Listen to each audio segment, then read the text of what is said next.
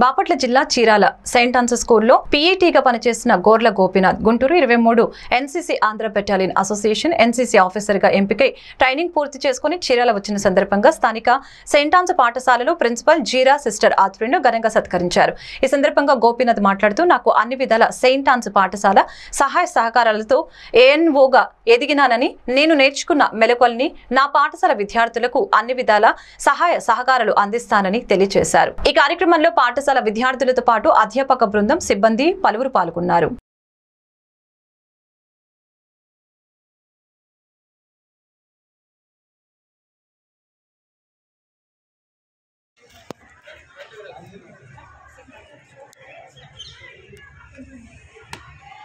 So for us you are like LKG students.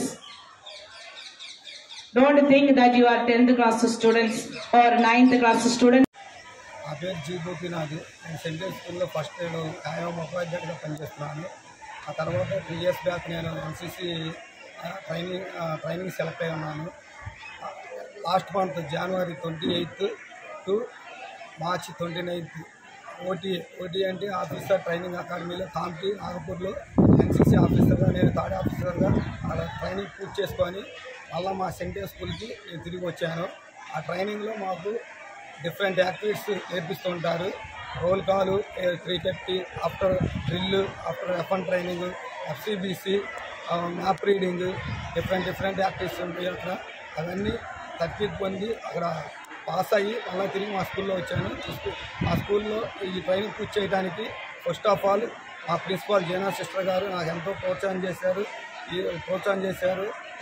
Remaining correspondent కానీ మళ్ళీ vice principal, మా తోటి న్యాయ ఉపాధ్యాయుడు, సీనియర్ ఉపాధ్యాయుడు విజయనగరం టీచర్ గారు, ధనంజయ్ సార్ గారు, ఉపాధ్యాయులు అందరూ ప్రోత్సాహంతో నేను ఈ ట్రైనింగ్ విజయవంతంగా పూర్తి చేసుకొని వచ్చాను.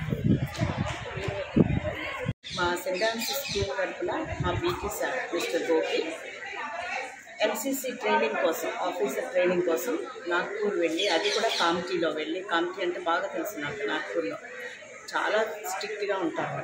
ఆ ట్రైనింగ్ అన్నీ పూర్తి చేసి తన కష్టాలు ఏంటి, పొద్దున్న లేవడం ఏంటి, మళ్ళీ రాత్రి 11 o'clock వరకు ఉండి ట్రైనింగ్ అన్నీ పూర్తి చేసుకొని సక్సెస్ఫుల్గా మళ్ళీ తిరిగి మా స్కూల్కి వచ్చినందుకు మేము మా స్టాఫ్ అందరూ, మా ప్రిన్సిపల్ సిస్టర్ జీనా తరఫున, కరస్పాండెంట్ సిస్టర్ ట్రీసా తరఫున మేమందరం కూడా టీచర్స్, స్టాఫ్ అందరూ కూడా అభినందిస్తున్నాం. పిల్లలు కూడా చాలా సంతోషంగా ఉన్నారు. మళ్ళీ ఇలాంటి ట్రైనింగ్ పిల్లల్లో కూడా ఉత్సాహపరిచే ట్రైనింగ్ కూడా ఇవ్వాలని నేను ఆశిస్తున్నాను. ఎందుకంటే ఈనాటి పిల్లలే రేపు పౌరులు అవుతారు. అందుకనే ఇలాంటి ట్రైనింగ్ పిల్లల్లో కూడా కొంచెం క్రమశిక్షణ ఉంటే కూడా మంచిది. ఇలాంటి స్ట్రిక్ట్ ట్రైనింగ్స్ అన్నీ తీసుకొని మళ్ళీ చాలా అవార్డ్స్ కూడా తీసుకుని వచ్చారు. రైఫిల్లో అన్నింటి కూడా చాలా అవార్డ్స్ తీసుకొచ్చారు. ఎన్నికల ప్రచార యాత్ర 2వ రోజులో భాగంగా పర్చూరు నియోజకవర్గ వైఎస్ఆర్ కాంగ్రెస్ పార్టీ ఎమ్మెల్యే అభ్యర్థి ఎడం బాలాజీతో పాటుగా ఆంధ్రప్రదేశ్ రాష్ట్ర ఎస్సీసీఎల్ అధ్యక్షుడు మరియు Bapatla MP Nandigam Suresh, Chirala municipal chairman శ్రీజంజనం శ్రీనివాసరావు పాల్గొన్నారు. ఎన్నికల ప్రచార యాత్రలో భాగంగా వలపర్ల గ్రామంలోని చింతలపాలెం కాలనీ మరియు వీవర్స్ కాలనీలో ప్రతి గడప గడపకు వెళుతూ ప్రతి ఒక్కరిని ఆప్యాయంగా పలకరిస్తూ మే నెల 13వ తేదీన జరగబోయే ఎన్నికల్లో పర్చూరు నియోజకవర్గ వైఎస్ఆర్ కాంగ్రెస్ పార్టీ ఎమ్మెల్యే అభ్యర్థిగా ఎడం బాలాజీ అని నేను మరియు బాపట్ల పార్లమెంట్ అభ్యర్థిగా నందిగం సురేష్ పోటీ చేస్తున్నట్లు తెలియజేశారు. ఈ కార్యక్రమంలో జెడ్పీటీసీలు, ఎంపీటీసీలు, వైస్ ఎంపీపీలు, మండల కన్వీనర్లు, మండల జేసీఎస్ కన్వీనర్లు, వివిధ గ్రామాల సర్పంచులు, వార్డు మెంబర్లు, సచివాలయ కన్వీనర్లు, వివిధ హోదాలలో ఉన్న ప్రజా ప్రతినిధులు, గృహ సారథులు, బూత్ కన్వీనర్లు, వైఎస్ఆర్ కాంగ్రెస్ పార్టీ నాయకులు పాల్గొన్నారు.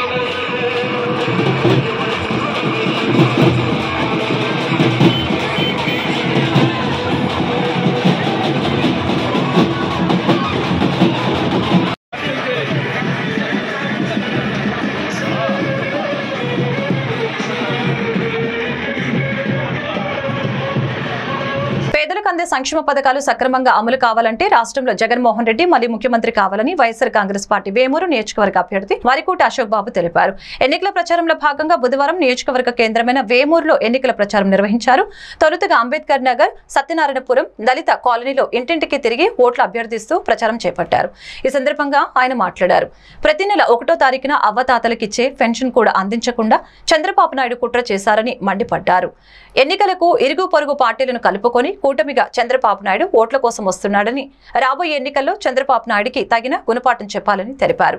ఫ్యాన్ గుర్తుకి ఓటు వేసి జగన్మోహన్ రెడ్డిని అధికారంలోకి తీసుకుని రావాలని విజ్ఞప్తి చేశారు. ఆయనతో పాటు ఎంపీపీ ఎల్లమాటి మోహన్ రావు, జడ్పీటీసీ గాజుల హేమలత, సర్పంచ్ సజ్జ శ్రీలక్ష్మి, తిరుపతమ్మ, మండల పార్టీ అధ్యక్షులు బొల్లి మంత, ఏడుకొండలు దాసరి ముత్తయ్య, వీరబాబు తదితరులు పాల్గొన్నారు. వైఎస్ఆర్ కాంగ్రెస్ పార్టీ ఎమ్మెల్యే అభ్యర్థిగా వరికోటి అశోక్ బాబును నేను 3వ రోజు ప్రచారంలో పాల్గొన్నాం.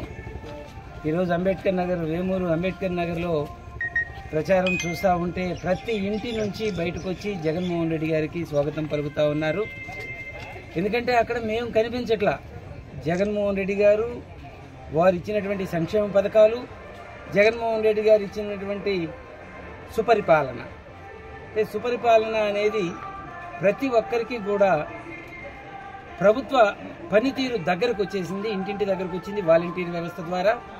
అటువంటిది ఈరోజు చంద్రబాబు నాయుడు గారు వాలంటీర్లని పని చేయకుండా చేసి అవ్వాతాతలకు, దివ్యాంగులకు, లేవలేనటువంటి వాళ్ళు కూడా చాలామంది ఉన్నారు. వాళ్ళని పెన్షన్ దగ్గరికి, సచివాలయం దగ్గరికి తీసుకెళ్లాలంటే 2-3కి కూలి పని కూడా పోతుందని చెప్పేసి చెప్తా ఉన్నా. ఈరోజు జగన్మోహన్ రెడ్డి గారు ఖచ్చితంగా రేపు 175కి 175 గెలవబోతున్నాం. ఎంపీ స్థానాలు 25కి 25 గెలవబోతున్నాం.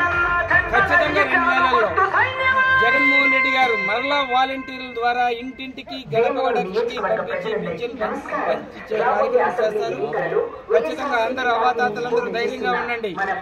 మిమ్మల్ని మీ మీద కక్ష కట్టి చేస్తున్నాడు చంద్రబాబు నాయుడు గారు. మళ్ళీ ప్రచారం చేస్తున్నారు. వైసీపీ వాళ్ళు ఆపారు, భయపడిపోయారు. తెలుగుదేశం వాళ్ళు భయపడిపోయారు. వాలంటీర్ వ్యవస్థను ఫ్యాన్ గుర్తుకి ఓటేసి 2 ఓట్లు ఫ్యాన్ గుర్తు మీద ఓటేసి జగన్మోహన్ రెడ్డి గారిని సీఎంగా చేసుకోవాలని చెప్పేసి మీ అందరినీ కోరుతా ఉన్నాను. Thank you. బాపట్ల జిల్లా చుండూరు మండలం వలివేరు, మోతుకూరు గ్రామాల సచివాలయం వాలంటీర్లు మూకుముడిగా రాజీనామా చేశారు. ఈ సందర్భంగా వాలంటీర్లు మాట్లాడుతూ రాష్ట్రంలో ప్రధాన ప్రతిపక్షంగా ఉండాల్సిన పార్టీ తెలుగుదేశం పార్టీ తమ స్వార్థ రాజకీయ వలయంతో వాలంటీర్లను వేధింపులకు గురి చేస్తోంది. వేమూరు నియోజకవర్గం చుండూరు మండల వలివేరు గ్రామ వాలంటీర్లు 26 మంది, మోదుకూరు గ్రామ సచివాలయం వాలంటీర్లు 1-2 గ్రామ సచివాలయం వాలంటీర్లు 28 మంది మాకు ఉమ్మడిగా రాజీనామాలు చేశారు. ప్రభుత్వం నిర్వహిస్తున్న సామాజిక సంక్షేమ పథకాలు అమలులో వాలంటీర్లు తెలుగుదేశం పార్టీ విధులు కోర్టు ద్వారా అడ్డుకున్న నేపథ్యంలో పెన్షన్ల కోసం ఎదురు చూస్తున్న నిరుపేదలకు సేవ చేయలేని స్థితిలో మనోవేదనతో మనస్తాపన చెంది మా రాజీనామాలు మండల పరిషత్ కార్యాలయం అధికారికి సమర్పించారని తెలిపారు.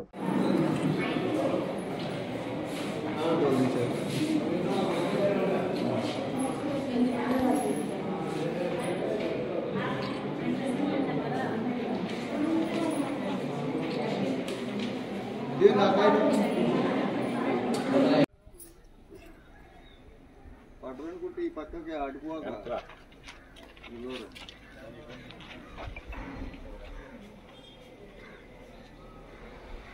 వేమూరు నియోజకవర్గం బట్టిప్రోలు మండలం బట్టిప్రోలు గ్రామ పంచాయతీ పరిధిలో వివర్స్ కాలనీలో వేమూరు నియోజకవర్గ అభ్యర్థి వరికోటి అశోక్ బాబు సతీమణి లక్ష్మి ఆధ్వర్యంలో బుధవారం గడప గడపకు అశోక్ బాబుకు మద్దతుగా ప్రచారం చేపట్టారు. ప్రతి మహిళకు బొట్టు పెట్టి వారికి పథకాలను గురించి వివరించి చెప్పడం జరిగింది. ఆమె వెంట ఉన్న MPP Davuri Venkata Lalitha Kumari, Nagamalleswararao, ZPTC Tiruveedhula Uday Bhaskari Balaji, MPTC Kautarapu Padmavathi city news Telugu channel విలేకరులతో మాట్లాడారు.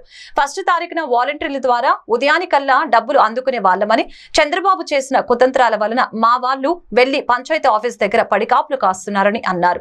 ఇలాంటి పనికిమాలిన పని చేసిన చంద్రబాబు తప్పకుండా మా వారి ఉసురు తగులుతుందని శాపనార్థాలు పెడుతున్నారని ఫ్యాన్ గుర్తుపై 2 ఓట్లు వేసి ముఖ్యమంత్రిని చేసుకునటమే కాకుండా కేంద్ర ప్రభుత్వంలో జగనన్న మాట చెల్లుబాటు చేసుకునే విధంగా మన రాష్ట్రానికి ఎంతైనా అవసరమని తెలిపారు. ఈ కార్యక్రమంలో కూచిపూడి గ్రామ sarpanch K Shyamala, MPTC Sumalatha, vice MPP Pichaiah Sastry, MPTC Gadde Susheela, మాజీ జెడ్పీటీసీ బండారు శ్రీనివాసరావు, గ్రామ సర్పంచ్ దారా రవి కిరణ్మయ్, చెన్నై పంచాయతీ వార్డు నెంబర్సు కట్టా మల్లేశ్వరి, నాగరాజు, కొలుసు సీతమ్మ, శ్రీనివాసరావు, కుందేటి రమేష్, శ్యాంసుందర్, అబ్దుల్ కరీం, సిరాజుద్దీన్, చిన్నారి, గిరిధర్, మండల నాయకులు, గ్రామ నాయకులు, కార్యకర్తలు పాల్గొన్నారు.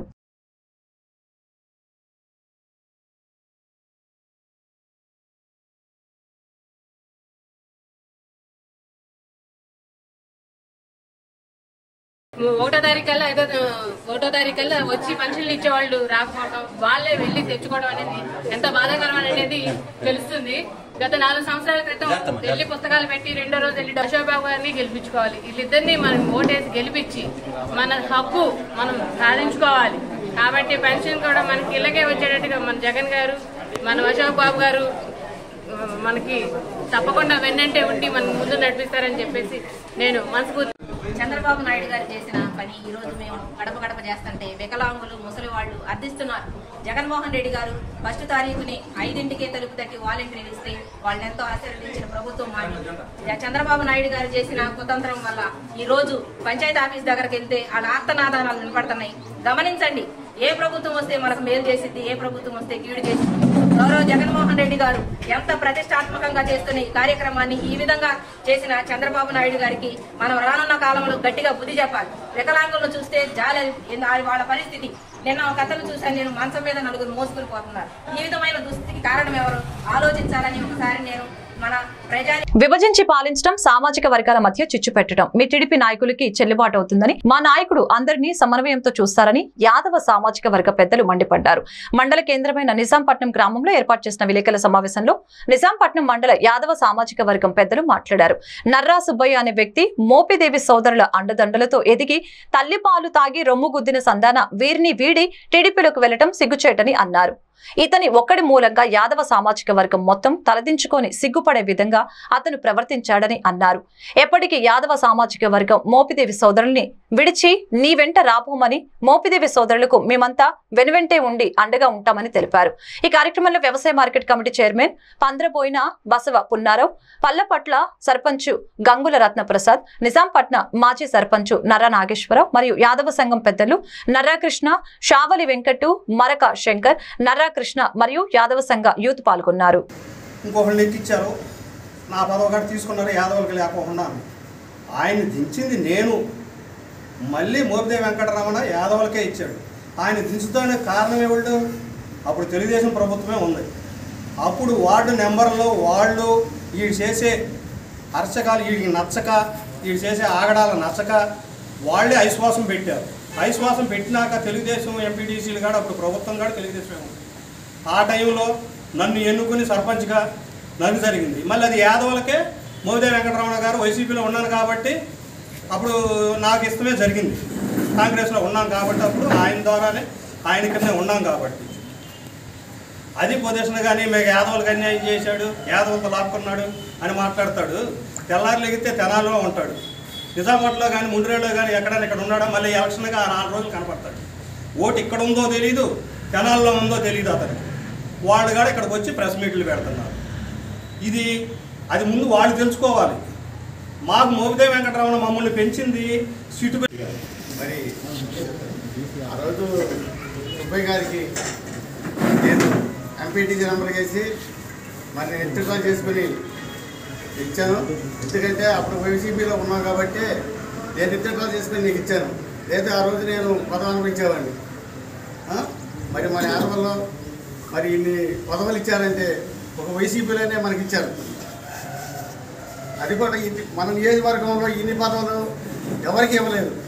అది మన కులానికి ఇచ్చి మోపిదేవి వెంకటరమణ గారు మరి ఆయన రుణం తీర్చుకోవాలని అలా పోయి మరి నువ్వు పార్టీ మారి ఒకసారికి వెళ్ళడం అంటే మరి మాకు చాలా అవమానంగా ఉంది. అంతేకాదు మరి నువ్వు జడ్పీటీసీకి నువ్వు రాజీనామా నువ్వు నన్ను సులభం చేసి మాట్లాడావు, నీ ఎంత చూస్తాను. మరి నేనంటే నువ్వు నీకు తెలీదు, నా సత్తా చూపిస్తాను, భూమిదేవి సోదరులు నిన్ను ఉదాహరణ మాస్తున్నారు, వాళ్ళేంటో నువ్వేంటో నీ వ్యవహారం తెలుస్తా అన్నాడు. నువ్వు తెలిసేది తెలుసుకో, నువ్వు ఎన్ని ఓట్లు తీసుకెళ్తావని చెప్పి నన్ను బెదిరించాడు. నేను ఈరోజు కూడా కనీసం మా సామాజిక వర్గంలో ఒకళ్ళు చెప్పలా, నువ్వు వాళ్ళు 2 కోట్లు తీసుకున్నారని అన్నారని చెప్పేసి నువ్వు అట్లా అంటున్నావు. మరి 2 కోట్ల వ్యవహారం వచ్చినప్పుడు మరి అవి అంటాం కదా, ఉప్పు లేదు పోరాదు అనేది. మరి దీనికి రిజైన్ చేసి ఆ 2 కోట్ల వ్యవహారం ఏంటనేది మరి అని చెప్పినటువంటి వాళ్ళు ఉన్నారో వాళ్ళు దానికి రుజువు కూడా సిద్ధంగా ఉన్నారో. బాపట్ల జిల్లా చెరుకుపల్లి మండలం 1వ తారీఖున అందవలసిన వృద్ధాప్య పెన్షన్ సార్వత్రిక ఎన్నికలు కూడా అమల్లో ఉండటం వలన మార్చి 3వ తారీఖు బుధవారం వరకు వేచి చూడవలసి వచ్చిందని అవ్వాతాతలు ఉదయం నుంచి చెరుకుపల్లి పంచాయతీ ఆఫీస్ వద్ద ఎండలో పడి కాపులు కాస్తూ ఎదురు చూడవలసి వచ్చింది. ప్రతి నెల 1వ తారీఖు ఉదయమే 6 గంటలకే వాలంటీర్ల ద్వారా పెన్షన్ల పంపిణీ కార్యక్రమం జరిగేది. సార్వత్రిక ఎన్నికలు కూడా అమల్లో ఉండటం వలన వాలంటీర్లను పెన్షన్ పంపిణీ కార్యక్రమం నందు పాల్గొనరాదని ఎలక్షన్ కమిషన్ ఆదేశాలు జారీ చేసింది. దానికి ప్రత్యామ్నాయంగా సచివాలయ ఉద్యోగుల ద్వారా పంచాయతీ సెక్రటరీ ఆధ్వర్యంలో ఈ రోజు బుధవారం అవ్వాతాతలకు వృద్ధాప్య పెన్షన్ పంపిణీ కార్యక్రమం జరిగింది.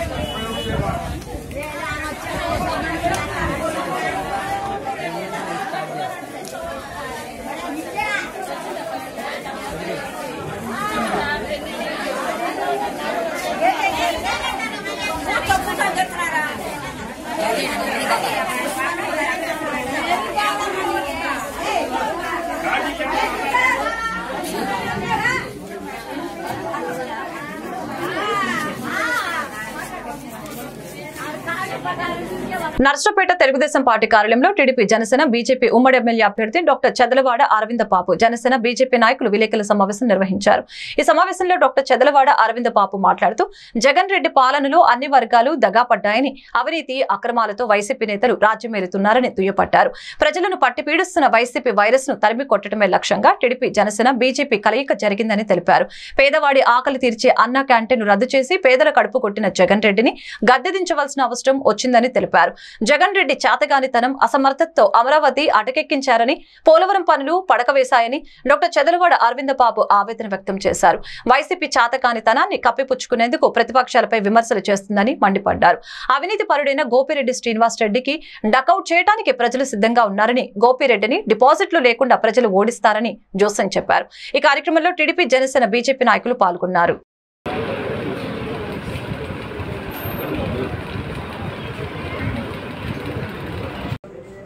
మరి ఇటువంటి కార్యక్రమంలో మరి ఉమ్మడి ప్రణాళిక ద్వారా తెలుగుదేశం పార్టీ జనసేన బీజేపీ ముగ్గురం కూడా ప్రతి కార్యక్రమాన్ని దగ్గరుండి గడప గడపకు వెళ్తున్నాము. అదేవిధంగా మేనిఫెస్టోని ప్రతి గడపకు తీసుకెళ్లి అన్ని విధాల ప్రజలకు తెలియజేస్తూ ఉన్నాము. ఎందుకంటే ఇవాళ చంద్రబాబు నాయుడు గారు, అదేవిధంగా పవన్ కళ్యాణ్ గారు, మరి బీజేపీ ఆధ్వర్యంలో నరేంద్ర మోడీ గారు ముగ్గురు కూడా ఈ రాష్ట్రం వైసీపీ పరిపాలనలో పూర్తిగా అడుగంటిపోయింది.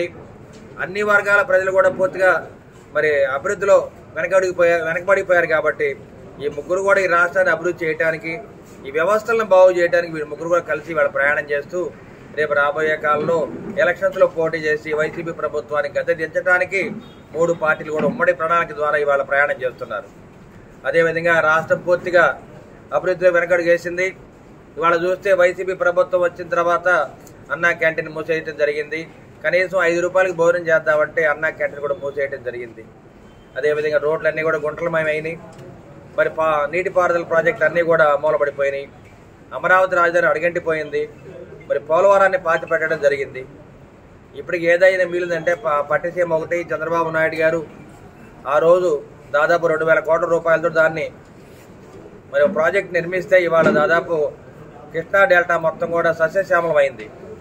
అదేవిధంగా జగన్మోహన్ రెడ్డి గారు కూడా వడికశాల ప్రాజెక్ట్ని పూర్తి చేస్తుంటే కనుక పల్నాడు జిల్లా మొత్తం కూడా మరి ఎంతో అభివృద్ధి చెంది ఉండే 18 సంవత్సరాలు నిండిన మరియు ఓటు హక్కు ఉన్న ప్రతి ఒక్కరూ ఓటు హక్కు వినియోగించుకోవాలని తెలియజేస్తూ పట్టణంలో అవగాహన ర్యాలీ నిర్వహించి విద్యార్థులు, అధికారులు మరియు సిబ్బంది మానవహారంగా ఏర్పడి అందరూ ఓటు హక్కు వినియోగించుకోవాలని, అలాగే ఓటు అనేది తమ ప్రాథమిక హక్కుగా భావించాలని తెలిపారు. అందరూ ఓటు హక్కు వినియోగించుకోవాలని ప్రతిజ్ఞ చేయించారు. ఈ కార్యక్రమంలో రిటర్నింగ్ అధికారులు, సిబ్బంది మరియు విద్యార్థులు అధిక సంఖ్యలో పాల్గొన్నారు.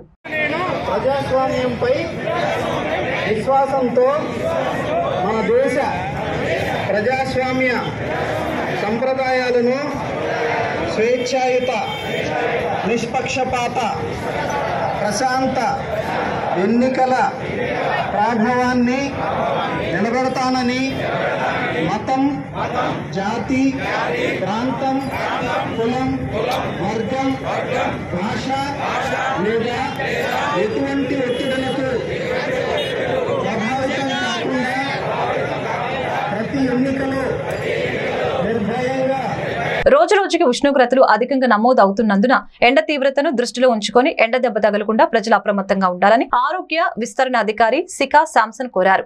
బుధవారం పల్నాడు జిల్లా క్రోసూరు మండలం దొడ్లేరు 1వ సచివాలయం ఆవరణలో వేసవి కాలంలో తీసుకోవాల్సిన జాగ్రత్తలపై జరిగిన అవగాహన సదస్సులో ఆయన మాట్లాడారు.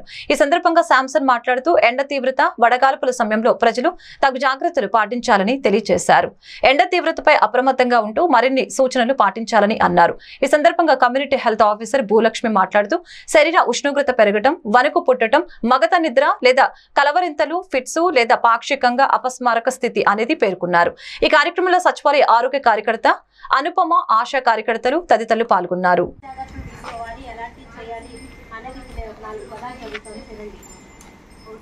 వడదెబ్బ లక్షణాలు ఎలా ఉంటాయంటే చెమట పట్టకపోవటం, శరీర ఉష్ణోగ్రత పెరగటం, వణుకు పుట్టడం, మగత నిద్ర లేదా కలవరింతలు, ఫిట్స్ వచ్చే అవకాశం ఉంది. అట్లాగే ఏమి చేయకూడదు, ఏమి చేయాలి, వడదెబ్బ పెరగకుండా ఉండాలంటే ఏం చేయాలి చెప్పాలి. చేయకూడనివి తీవ్ర ఉష్ణోగ్రతలు ఉండే సమయంలో ఎక్కువగా తిరగరాదు. అంటే మధ్యాహ్నం సమయంలో ఎవరు బయటికి రాకూడదు. అందరూ ఇళ్లలో ఉండాలి లేదా చెట్ల కింద ఉండాలి. రోడ్ల వెంట విక్రయించే చల్లని రంగు పానీయాలు. ముఖ్యంగా ఈరోజు వడదెబ్బ తీసుకోవాల్సిన జాగ్రత్తల గురించి ప్రజలకు వివరిస్తాను. రోజు రోజుకు వేసవి ఉష్ణోగ్రతలు పెరుగుతున్న నేపథ్యంలో వడదెబ్బ తగలకుండా తీసుకోవాల్సిన జాగ్రత్తల గురించి నేను వివరిస్తాను. ఎండ తీవ్రత, వడగాల్పుల సమయంలో ప్రజలు తగు జాగ్రత్తలు పాటించాలి.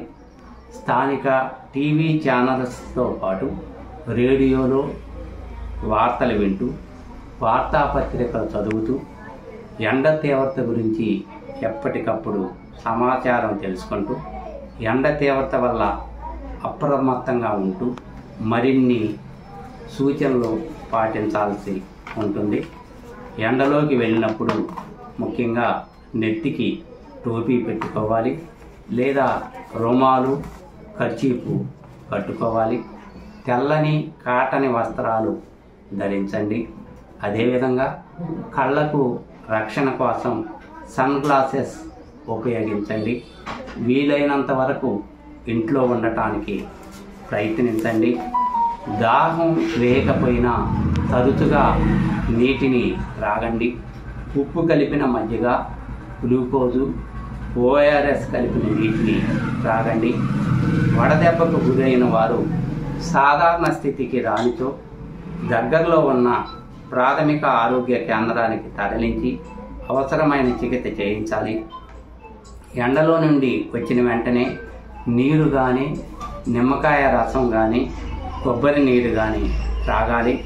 తీవ్రమైన ఎండలో బయటకు వచ్చినప్పుడు తల తిరుగుట, వాంతులు, సమస్యలు ఏర్పడితే వెంటనే దగ్గరలో ఉన్న వైద్యుడిని సంప్రదించాలి.